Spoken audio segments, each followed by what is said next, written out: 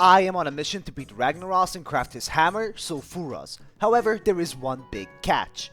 I have to only use gear and items that I craft myself. Using 5 characters, we use as many professions as we can to increase our chances of survival. Last week, we spent all of our time grinding levels and items on our warrior, leveling up our professions and skills. This week, it was time to put our efforts to the test, running 3 dungeons in one go, having some close calls and trying our best to get the rest of the materials that we needed in order to craft the shining silver breastplate. Welcome back to Hardcore CraftedLocked. So last week we spent an ungodly amount of time trying to get the 2 iridescent pearls that we needed for the shining silver breastplate. And right before the dungeons we actually got one, but that is not all that we needed. The shining silver breastplate requires 20 bronze bars, 2 moss agates, 2 lesser moonstones, 2 iridescent pearls, and 4 silver bars. As a craft, it is really expensive, and trying to gather all of the materials can be a pain. Or you could get really lucky and get everything as you are leveling. Me personally, I had 0 moss agates and 0 pearls. But thankfully, I already had the bronze and silver bars as well as the 2 lesser moonstones. Now the moss agates actually have a chance of dropping in the first dungeon we are running,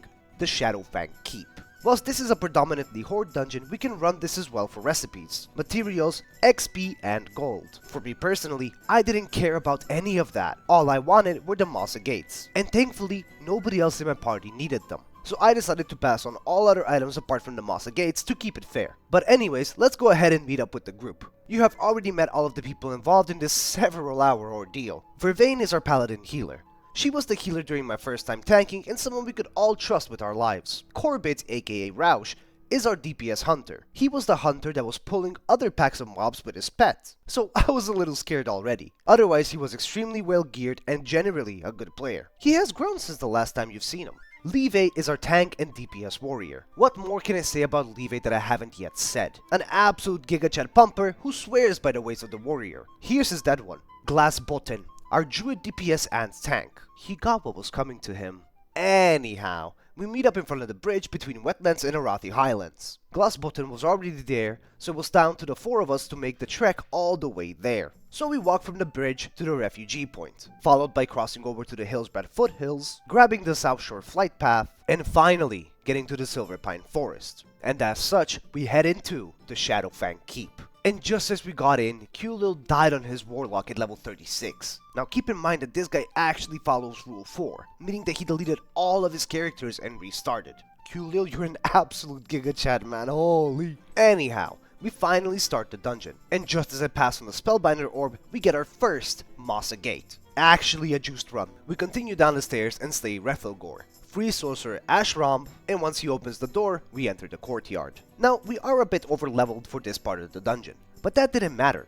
We still decided to clear up quite a bit of the courtyard before continuing. We also had to go to the horses so Vervain can pick up an item for her quest. After she grabbed her item, we continued forward into what seems to be a really messed up kitchen, and finally fight Razorclaw the Butcher.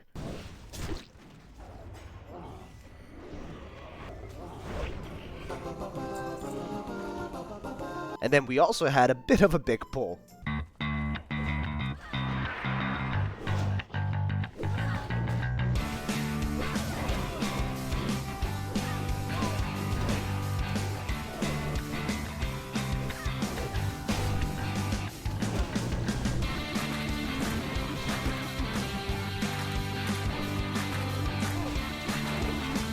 Thankfully, since we were higher level and thanks to Vervain's and Leve's quick reactions, we were able to continue unscathed. Also, we get another moss agate, meaning that we only needed 1 more iridescent pearl, which we could get from Blackfathom Deeps. Next up was Baron Silverlane.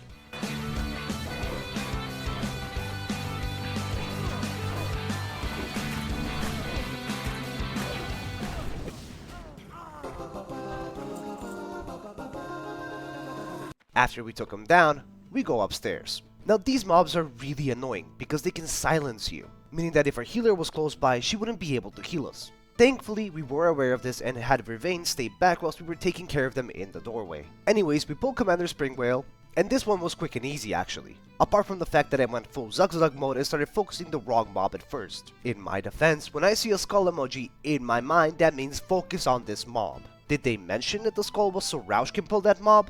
Yes. Did I listen? Not very much, no. Anyways, we cleared the bat room and then venture further in, where this happens.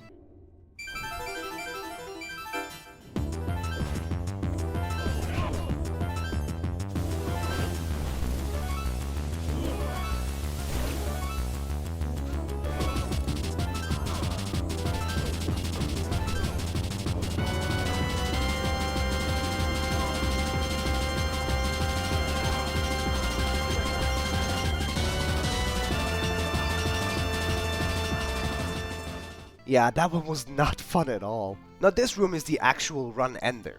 See, there are some mobs that are bugged, and pet aggro gets weird in this room. So if we were not careful, we could pull the entire room. And keep in mind that we would have to run all the way back to the entrance, which is actually extremely far away. The lupine horrors also spawn mirror images, so from one mob we get 3 mobs. We had to be extremely careful here.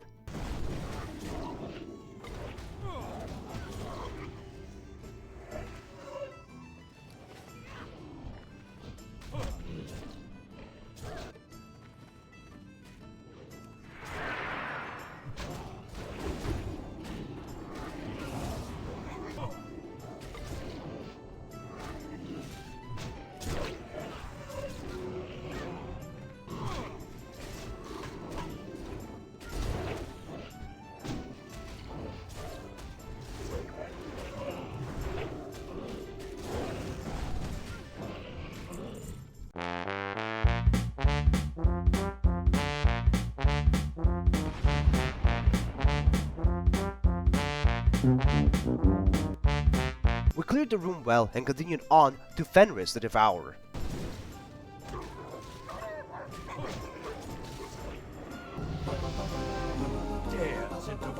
Easy peasy, buddy. Oh wait, Warwalkers! Just kidding, they're really easy. Anyways, upstairs we go. Clear trash, clear a big trash bag, and fight Wolfmaster Nando's. Like, the restaurant chain? Like, opening the doors, it was time to clear our way towards Archmage Aragol, and finally fight him.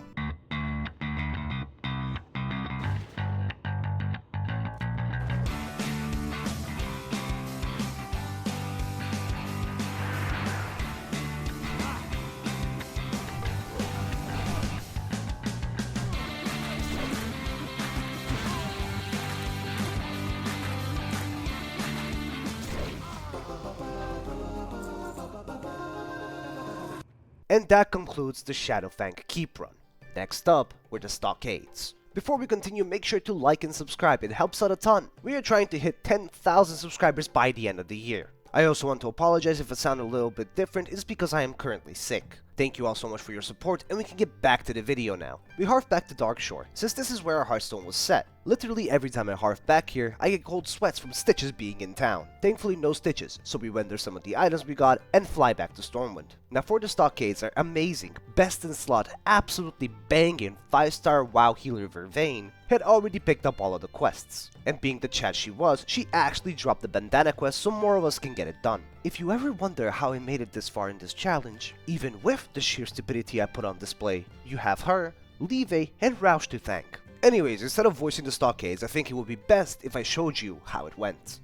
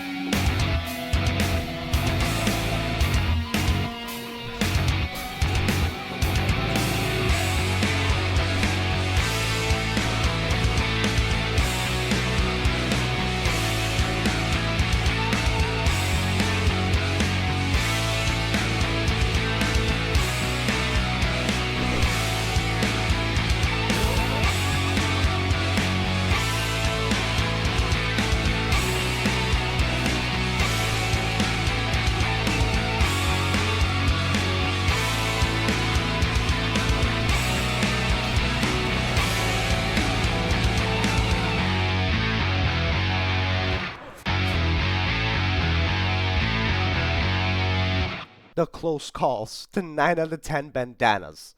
I think you can see why I didn't want to voice over it. Now with all said and done and most of the quests turned in, we are at level 27, with a couple of bars of XP away from level 28. And we get to meet back up with an old friend. Do y'all remember Summoning Aid? In case you didn't, this is Medic's Warlock. And if you don't remember Medic, then that is completely understandable, because even I haven't seen him online in pretty much a whole month. But regardless, he is still a Chad. Previously, he parked his Warlock in Ashenvale, and once we were done with the Stockades, he was online and ready to summon us so we can save some time. This is exactly what I mean when I say we have the best community. And don't worry, we will see more of him in the future. Hopefully. Bidding our farewells to Medic, it was time to finally head to the last dungeon of the tour. Blackfathom Deeps. Stepping into the entrance of the Deeps, we start clearing methodically, both to clear the path towards the dungeon and as a side benefit, get those tasty quest items. Also, can we just talk about how bad the Stockades was designed? Like seriously, you expect 5 people to get 10 bandanas each, but then have the most terrible drop rates imaginable? Thankfully for this quest, we can also grind the mobs outside, so it's not too bad. Also, thank you Vervain again for grabbing all of the quests for us, literally single-handedly carrying this world tour. After an uncomfortably long loading screen, we find ourselves inside the Blackfathom Deeps, and the first order of business is a pee break. Hey man, we've been at it for 2 hours or so at this point, we needed it. Anyways, we start the run and clear the Murlocs out, and reach the ultimate skill check of vanilla World of Warcraft for the personal computer, jumping a gap. We finally find something that Vervain is not the best at, so I felt a little bit better about myself. We keep clearing out the Murlocs until we finally reach Gamura. An interesting thing to note about Vanilla WoW is that the turtles have an unreasonably high armor. So me being the Chad that I am, I defied all odds and was at the top of the DPS meter. I may or may not have been the most useless member throughout these 3 dungeons, but I digress. With Gamura down, it was time to venture further in, and for that we would need to swim underwater, minding our breath and also making sure that we don't get frozen in the water. Honestly, getting frozen isn't that bad, it only becomes terrible when you are low on breath, so we made sure to always have a good amount of breath before we pulled the next mobs. Now here we find the giant clams, which actually have a chance of dropping the iridescent pearls. So while my party was clearing up the mobs, I ever so slightly found myself closer to the clam, pulling an extra mob in the process. We swim under and reach an opening where Lady Cerevis resides, and after clearing more trash, we finally reach her. And I barely did more damage than the tank. I don't know if it was the 3-hour session or just me being terrible, but my DPS felt really bad during these dungeons. It could also be me missing the shining silver breastplate, but overall, let's just say that I am not happy with my personal performance. 10 break. Turn in the quest inside the dungeon and reach level 28. Also, he is a vendor, but you can't vendor anything to him? Nice one, Blizz. Clearing more trash, we get a best in slot recipe drop. The blue stylish shirt. We all kneeled on it, and Gloss Button, the bastard, actually got it. I am sure this will not mark him for death. Okay, while we're cleaning the trash, I wanted to say that I have been streaming on Twitch lately, and it has been extremely fun. So if you want to check on the progress live, make sure to follow me on Twitch. Also, I just wanted to say, I know that most of the classic dungeons were designed by the team thinking people would only run them once. But can you please explain why is BFD a longer and more mechanical instance than, well, let's say Onyxia? It's such a long instance with so many trash mobs as well. What's worse is that the XP of the dungeon is kept in the bosses. So clearing trash is not even satisfying in the sense of possibly leveling up mid-trash pull. I mean seriously, look at how many mobs we had to kill in order to get to the boss.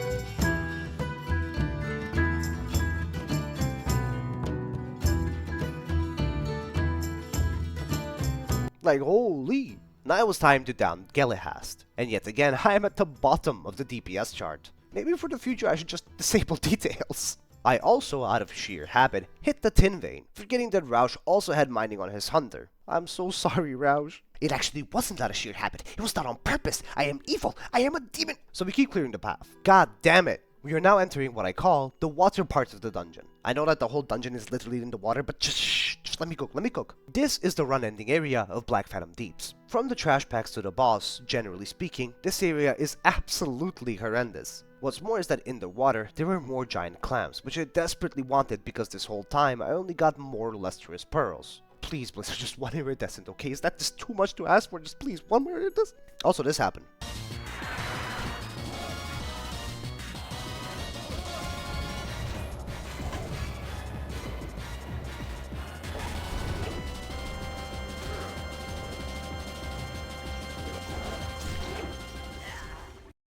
Zooey mama. And then I looted this giant clam. God damn it! We kept clearing, and kept clearing, and kept clearing. Yeah, I don't like this dungeon, how could you tell? Also, when it was time to gather the brains from the mobs in the first part of the dungeon, I got them really quickly, and I was pretty damn happy about it. But let's also keep track of how many Twilight Pendants I currently have. We finally reached the little house, and the strat here is to pull mobs to the doorway. Not to enter immediately because we could overpull and end up dead. So, we take it slow. And by slow, I mean extremely slow. Pull all the random patrols and mobs around the boss, and then we finally charge onto Twilight Lord Kelris.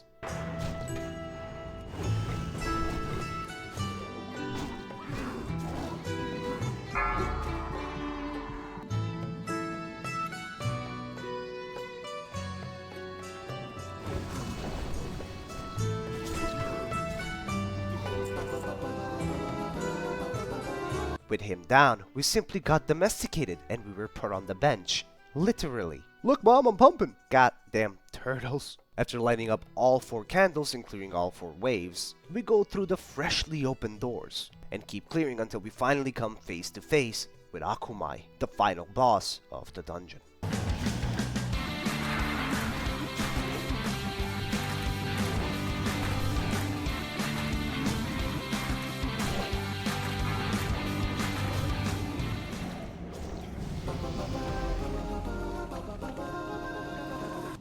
Thankfully, the fight was a very simple tank and spank, and in 35 seconds, we downed the final boss. Now, as a result of the full dungeon, we have 8 corrupted brain stems and 9 Twilight Pendants. To turn in the Twilight Pendant quest, I needed 10. So basically, 2 quests I literally couldn't complete because of RNG. Ladies and gentlemen, welcome to Vanilla. Oh, I also kinda lied. There is one more boss. Old Syracuse. Not much to say about him apart from the decent amount of XP he provided for our troubles. Anyways, we walk and swim all the way back to where we fought the big turtle. Kill more mobs for their brains, loot the giant clams, get nothing good from them, and loot the chest for the quest as well. All that was left now is to help the rest of the people get the last of their brains. My brain is smooth and soft, yours is old and wrinkly. Also, Gloss Button actually got an iridescent pearl as well. Surely this will not certify his death. And after over 3 hours of sitting on the chair and playing this bastard 20-year-old game, we are finally able to go outside. But first we head on over to Astanar and vendor our trash. Logging back in the following day, we fly over to Aberdeen, turn in a quest, then fly to Darnassus and turn in another quest. Harfing back to Darkshire, and flying over to Ironforge, we turn in another quest, where we also vendor a bunch of quest items that we received. Haha! CraftedLocked! Speaking of CraftedLocked,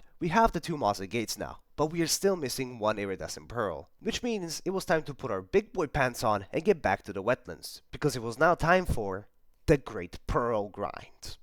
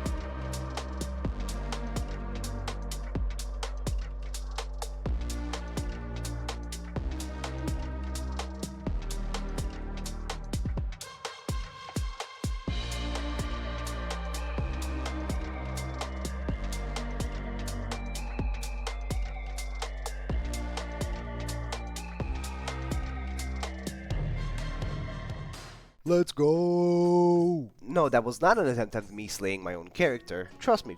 No, trust. But it all paid off. We finally got the last pearl, and we also had all the other items prepared as well. So now it was time. Fly to Ironforge. Find which character has the goddamn pearl. Gathering all of our materials, we head to the forge and craft the shining silver breastplate. It does not look any different than the breastplate that we had before, but we got our first ever blue. So what happened to the gang after the dungeon runs? Well, Vervain lived happily ever after, spending her time taking care of her 20-plus-year-old kids, us, and becoming filthy rich. Glassbottom died, deservingly so. Leve finally stopped dying on his mages and has been slowly leveling up. And Roush, well, as you can see, he is straight up ballin'. Join us next week as we spend our time leveling our professions, grabbing some new gear, and crafting a piece of armor that we are yet to craft. I love you all, and I will see you all next week.